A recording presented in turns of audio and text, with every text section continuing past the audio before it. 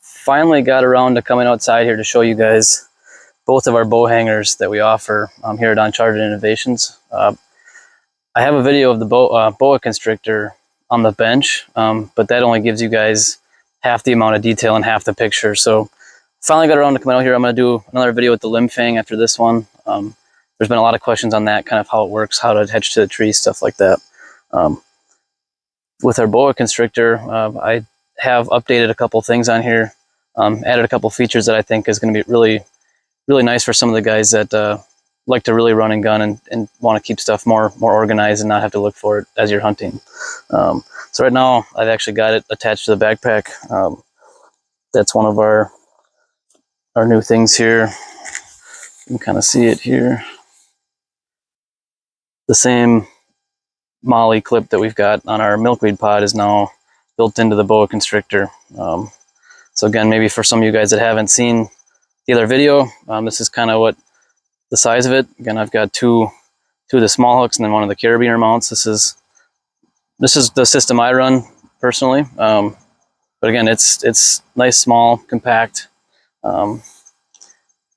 Another thing we integrated into the Bowa Constrictor that's new is this carabiner loop. Again, just gives you another option how to attach this to a backpack or something along those lines to kind of keep it where you want it, and you're not having to dig through it again through a backpack. So another thing that I didn't mention in the first video was this shock bead.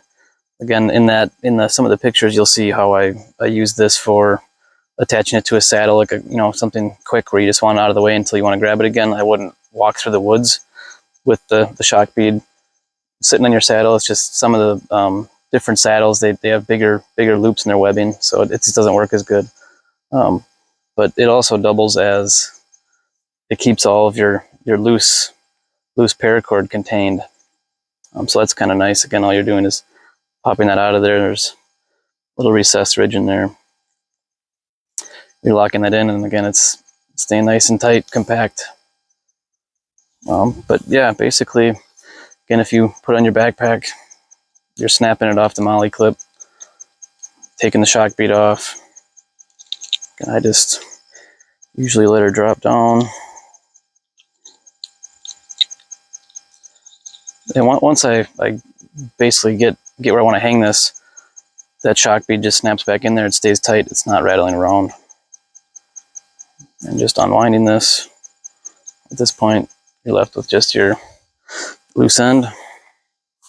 Now, one other thing too, you'll see these pins on here. That's to help bite into the tree. If you get a real smooth bark tree like a birch, sometimes some of the other bow hangers, they'll want to slide around or slide down or slide over. These pins really help with that. So again, all you're doing, just taking this around the tree, and you got to make sure that the threaded knob is out of the way. Put your bow hook down. Make sure that paracord is as level as it can be.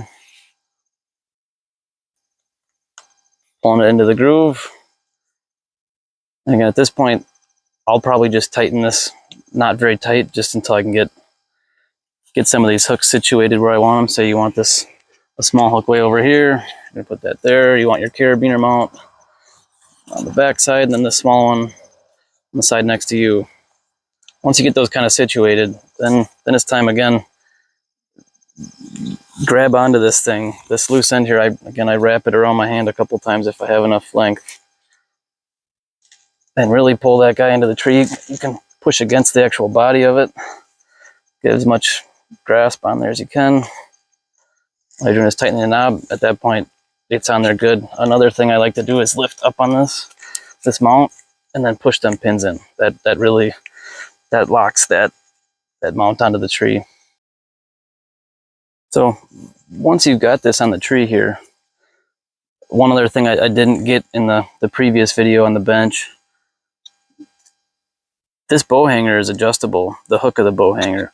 So again, if you've got a tree that's leaning towards the camera in this sense, you can adjust this thing this is as far down as it goes. It's roughly a 20-degree angle. And obviously up, you're just spinning this little knob here in the bottom. It works just like if you picture like a lone wolf or an XOP, the seat leveling bolt. That's basically the same principle behind this. You're just adjusting that screw up or down for that hook to sit on there. Because I've had it where my bow has fallen out of a tree from other bow hooks that don't have that ability, or they don't have. The end of our hook has a nice little end stop on it to kind of keep your bow from sliding off. Plus, there's some built-in channels. Again, not a good feeling when a $1,000 bow goes crashing down.